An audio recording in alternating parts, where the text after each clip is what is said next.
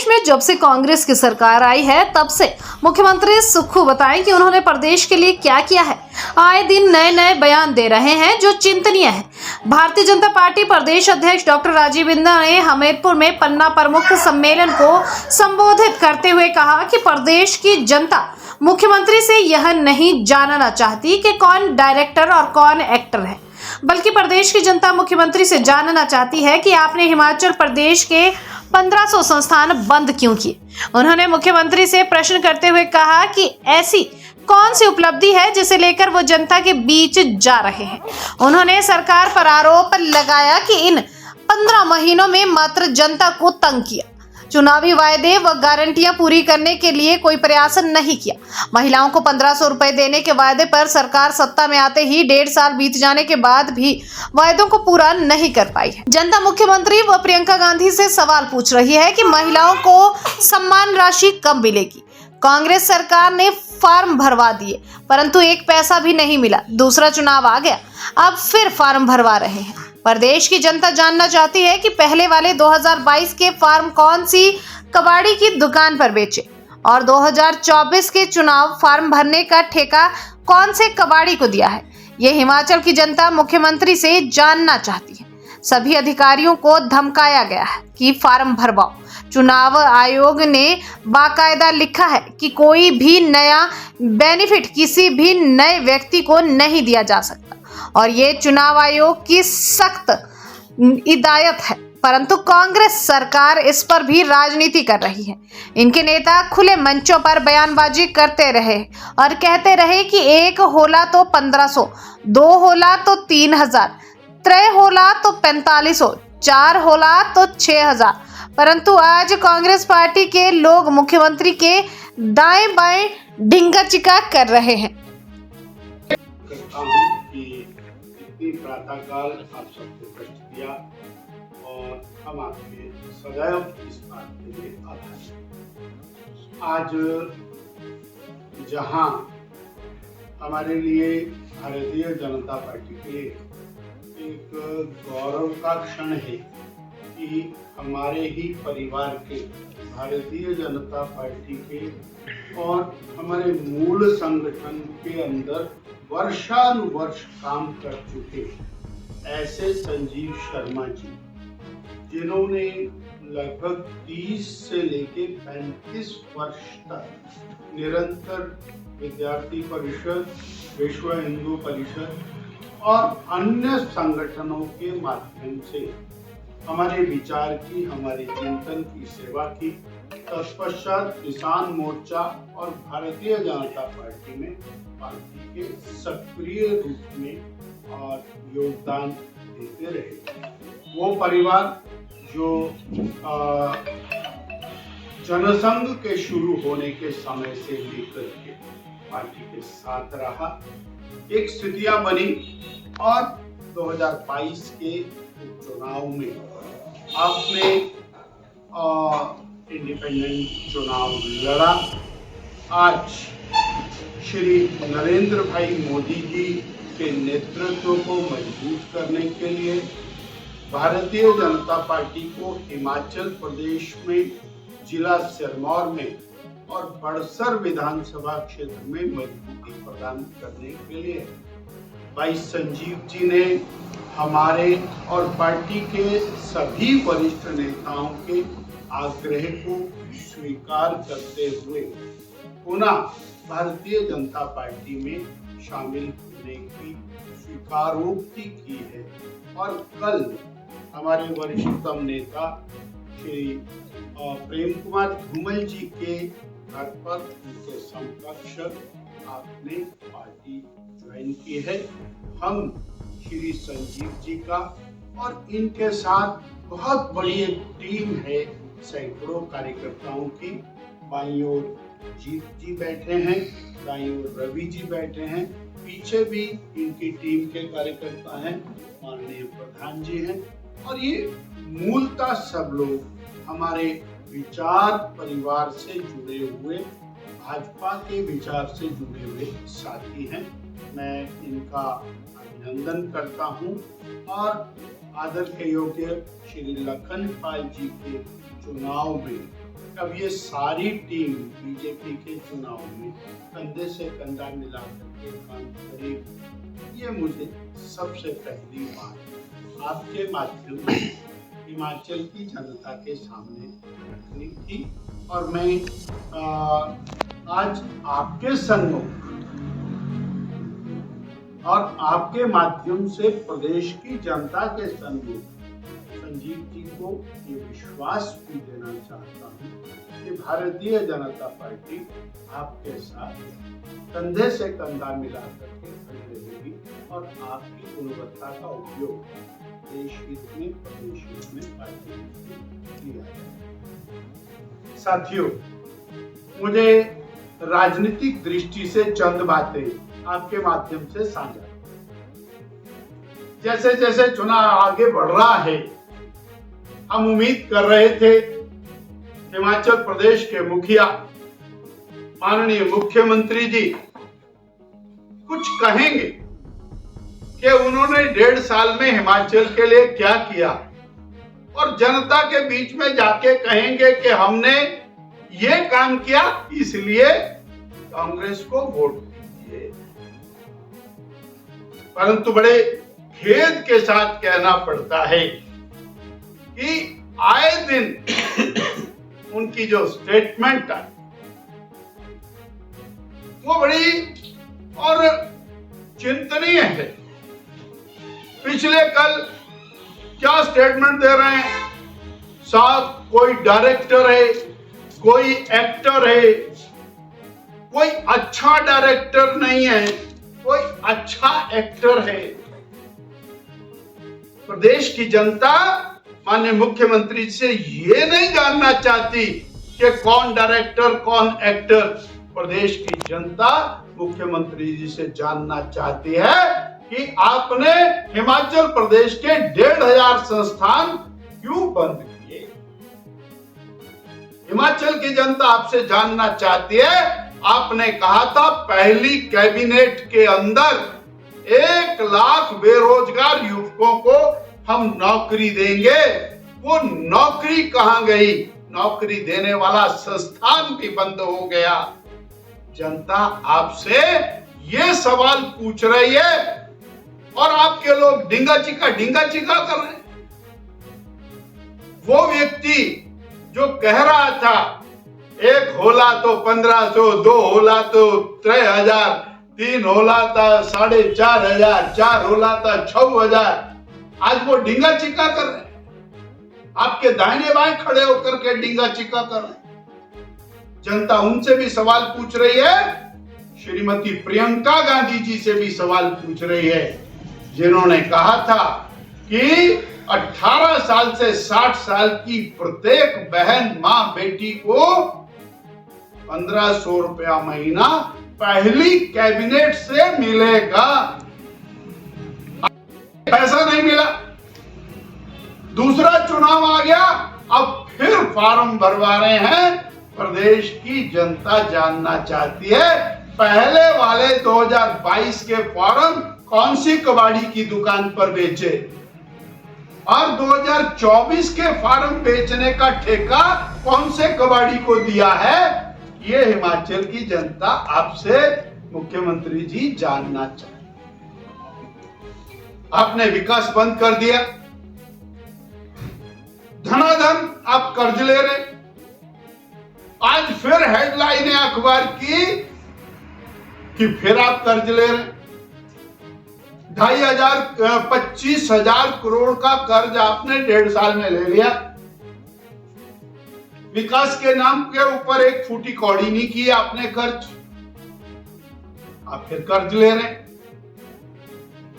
और अंत में पूरा का पूरा चुनाव और पूरे के पूरे 1.5 साल आपने भारतीय जनता पार्टी को गाली देते देते बिता दिया। और चुनाव में आप बीजेपी को गाली देकर के ही लड़ रहे हैं। ये आज आपके ऊपर सीधा सीधा प्रश्न चिन्ह खड़ा है कि आपका एजेंडा क्या है। आपका एजेंडा बीजेपी को गाली देना, आपका एजेंडा जयराम को गाली देना, आपका एजेंडा मोदी जी को गाली देना। आज एक और सवाल कांग्रेस का। मुख्यमंत्री जी ने 97% हिंदू आबादी वाले हिमाचल प्रदेश को में हिंदू विचारधारा वाली पार्टी को हराने का जोर से दावा किया और इस बार कांग्रेस पार्टी ने अपने चुनाव घोषणा पत्र में पूरा का पूरा घोषणा पत्र केवल और केवल अल्पसंख्यक तुष्टीकरण के साथ भरा है। 15 पैरे भरे हुए हैं अल्पसंख्यकों की भलाई के लिए, उनकी चिंता के लिए, और ये भी साथ में लिखा है, जिसको मैं विशेष तौर पर आपके माध्यम से कहना चाहता हूं,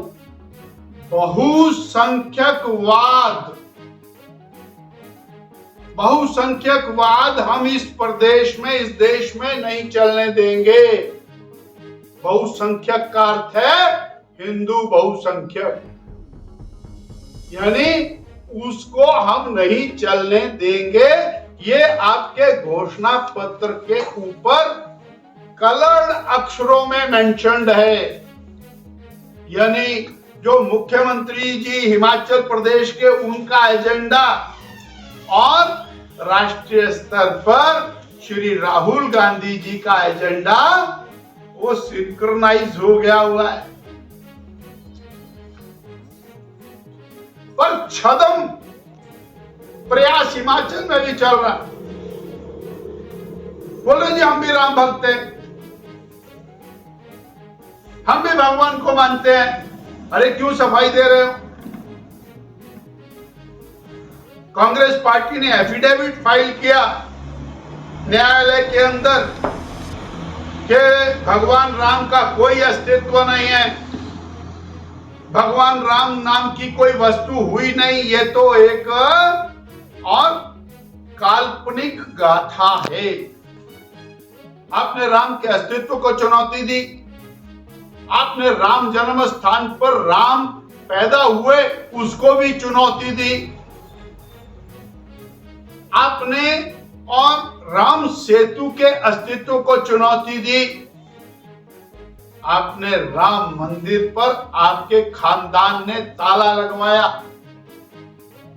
आपके खानदान ने राम जी को टेंट में रखवाया, और आज पूरा हिंदू समाज गौरवान्वित है कि श्री राम जन्म स्थान पर राम मंदिर का निर्माण हुआ।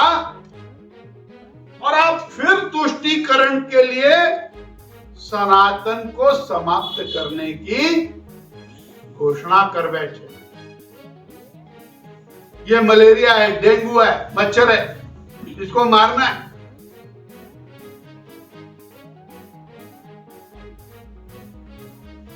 तो सनातन के बारे में हम एक बात कहना चाहते हैं, सनातन न कभी मरा न कभी मरेगा, और सनातन को मारने वालों को भारत की जनता, हिमाचल की जनता और अच्छे से जवाब देना जानती है।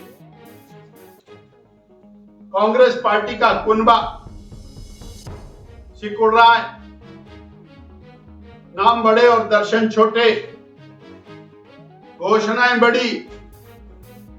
अभी 52 सीटें हैं पार्लियामेंट में, 2 चरणों का चुनाव हो गया, कांग्रेस पार्टी 40 के नीचे जा रही है। अभी कंपटीशन चला हुआ है। ममता जी बोलती है मेरी सीटें कांग्रेस से ज्यादा होंगी, पर एक बात तय है कि लीडर ऑफ ऑपोजिशन का दर्जा जो 10% मेंबर्स के ऊपर मिलता है, लीडर ऑफ ऑपोजिशन का दर्जा भी कांग्रेस पार्टी को नहीं मिलेगा। और मोदी जी तीसरी बार देश के प्रधानमंत्री राष्ट्र कल्याण के लिए, प्रदेश कल्याण के लिए, देश कल्याण के लिए बनेंगे। ऐसा और देश की जनता ने अपना मन बनाया है, मूड बनाया है और हिमाचल की जनता भी देश की जनता के साथ खड़ी है। आज मुझे आपके सामने, मीडिया के सामने ये कहते हुए और पूर्ण विश्वास होता है कि 6 विधायक और 4 मेंबर पार्लियामेंट, ये 10 की 10 सीटें, और यदि न्यायालय 3 सीटों के और चुनाव डिक्लेयर करता है तो 9 विधायक और 4 पार्लियामेंट की सीटें ये हिमाचल प्रदेश में हिमाचल की जनता के आशीर्वाद से भारतीय जनता पार्टी जीती। कहीं पर भी हमारे मन में अगर विकृति आती है, हमारे मन के अंदर कोई संशय आता है, मन के अंदर कोई शंका आती है, ऐसे में हम मन से, आत्मा से कमजोर हो जाते हैं। हमारा भारतीय जनता पार्टी का कार्यकर्ता मन से मजबूत है, आत्मा से मजबूत है। हम राष्ट्र के लिए, देश के लिए और देश हित के लिए जीते हैं। इसलिए हम जहां भी जाएंगे वहां पर प्रदेश के लिए और देश के लिए, अनुराग जी के लिए और राजेंद्र जी के लिए कमल के बटन के लिए वोट मांगेंगे। बोलिए जय जय श्री राम, जय जय श्री राम। अनुराग जी देश की बात करें, मोदी जी की बात करेंगे। मैं तो आज अखबार पढ़ रहा था, टीवी देख रहा था और आजकल फेसबुक के ऊपर चला होता है। हमारे हिमाचल प्रदेश के माननीय मुख्यमंत्री आजकल क्या क्या बोलते हैं वो सुन करके कई बार हंसी आती है, कई बार लज्जा आती है, कई बार ऐसा महसूस होता है कि हमारे मुख्यमंत्री जी कहीं ना कहीं उनका मानसिक संतुलन बिगड़ गया है। और पिछले कल वो क्या बोले जी आजकल मंडी में एक फिल्म चल रही है और उस फिल्म के डायरेक्टर जयराम ठाकुर है और उसकी एक्टर कंगना जी है। बोले कंगना बढ़िया एक्टर है और जयराम जी अच्छे डायरेक्टर नहीं। अरे भाई, आपको मुख्यमंत्री प्रदेश की जनता ने इसलिए बनाया है कि आप बहनों के ऊपर आक्षेप करेंगे, आप फिल्मी दुनिया की चर्चा करेंगे। आपको मुख्यमंत्री इसलिए बनाया है कि 1.5 साल का हिसाब रखो, 1.5 साल में आपने हिमाचल की जनता के लिए क्या किया, फिर आपको वोट मांगने का हक है। तो हम ये जानना चाहते हैं 1.5 साल में आपने हिमाचल की जनता को, हमीरपुर की जनता को क्या दिया। एक काम गिनाइए, 100 रुपए इनाम पाइए। एक भी काम नहीं किया। बड़ी बड़ी बातें जो 2022 में कहा, बोले बहनों को 1500 रुपया देंगे, भर भर के देंगे। एक इनका नेता है, उसने बोला 1 होला तो 1500, 2 होला तो 3000, 3 होला तो 4500, 4 होला तो 6000। बोले एक परिवार में 4 बहनें होंगी तो 6000 रुपए साल आए, 6000 रुपए महीना आएगा, 72,000 रुपए साल आएगा। इनके एक देश से नेता आई, बड़ी नेताएं आजकल यूपी में चुनाव से पीछे हट गए हैं। वो आई, उन्होंने बोला पहली कैबिनेट में 22.5 लाख बहनों को 1500 रुपए मिलेगा। आपको मिला बहनों? मिला। उस समय भी फार्म भराए। अब मैं पूछ रहा हूं मुख्यमंत्री जी से, 2022 के फार्म कौन से कबाड़ी को बेचे, उसका एड्रेस बता दो। और 2024 के फार्म फिर भराए जा रहे हैं, उसका ठेका कौन से कबाड़ी को दिया है। हिमाचल प्रदेश की बहनों को ठगने का काम सुखविंदर सिंह सुक्खू जी और कांग्रेस पार्टी ने इसका ठेका ले लिया। आप जहां जाते हैं वहां पर चुने हुए प्रतिनिधियों को अभद्र भाषा के साथ आप संबोधित करते हैं। कभी चुने हुए प्रतिनिधियों को आप काला नाग बोलते हैं, कभी चुने हुए प्रतिनिधियों को भेड़ बकरियां बोलते हैं, और एक इनके नेता हैं, अपने आप को बहुत बड़ा नेता कहते हैं, वो बोलते हैं बरसाती मेंढक है। अरे भाई, ये राजनीति हो रही है, समाज सेवा हो रही है। और एक बोलता है डिंगा चिक्का, वो पता नहीं क्या हो रहा है ये। अरे हिमाचल की जनता को जो आपने धोखा दिया है, हिमाचल की जनता चुन चुन करके उसका हिसाब लेगी। और आज से हमीरपुर जिला की जनता ये देख रही है कि जो अनुराग जी ने किया, जो श्रद्धेय पूजनीय और धूमल जी ने हमारे जिले के लिए किया, उसका एक अंश भी और सुखविंदर सिंह सुक्खू जी आपने किया होता तो हमीरपुर की जनता आपको पलकों पर बिठाती, परंतु नहीं। ना आपने हमीरपुर की चिंता की, ना हिमाचल की चिंता की, ना विकास की चिंता की।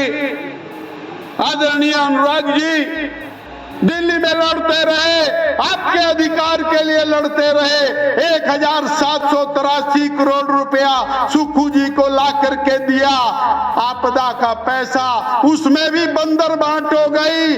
किसको मिला किसको नहीं मिला, इसका कोई हिसाब किताब नहीं है। फिर बोलते हैं मेरा खजाना खाली है। अरे खजाना खाली चिल्लाते चिल्लाते पूरे 1.5 साल बिता दिए। राणा जी बता रहे थे, राणा जी का हिसाब कमजोर है। 25,000 करोड़ नहीं, आज फिर और लोन ले लिया। अब ये लोन 28,000 करोड़ का लोन हो गया। 28,000 करोड़। विधानसभा में बड़ी जोर से बोले बीजेपी ने कर्ज चढ़ा दिया। माने धूमल जी एक बार एक छोटी सी कहानी सुनाया करते थे, वो मुझे याद आ गई।